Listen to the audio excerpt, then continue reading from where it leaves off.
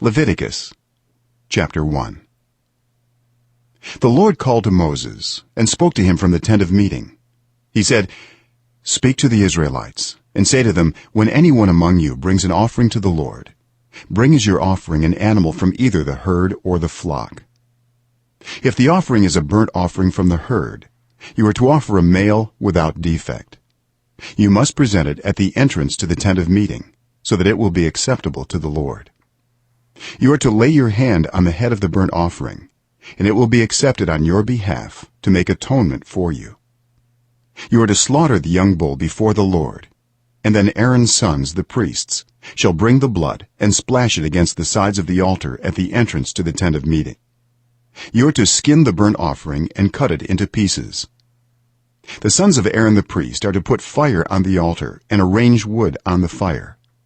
Then Aaron's sons, the priests, shall arrange the pieces, including the head and the fat, on the wood that is burning on the altar. You are to wash the internal organs and the legs with water, and the priest is to burn all of it on the altar. It is a burnt offering, a food offering, an aroma pleasing to the Lord. If the offering is a burnt offering from the flock, from either the sheep or the goats, you are to offer a male without defect. You are to slaughter it at the north side of the altar before the Lord, and Aaron's sons, the priests, shall splash its blood against the sides of the altar.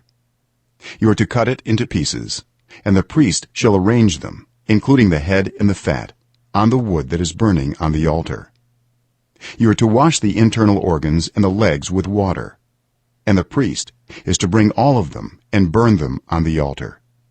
It is a burnt offering, a food offering, an aroma pleasing to the Lord. If the offering to the Lord is a burnt offering of birds, you are to offer a dove or a young pigeon. The priest shall bring it to the altar, wring off the head, and burn it on the altar. Its blood shall be drained out on the side of the altar. He is to remove the crop and the feathers and throw them down east of the altar where the ashes are.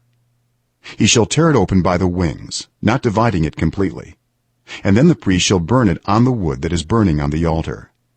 It is a burnt offering, a food offering, an aroma pleasing to the Lord.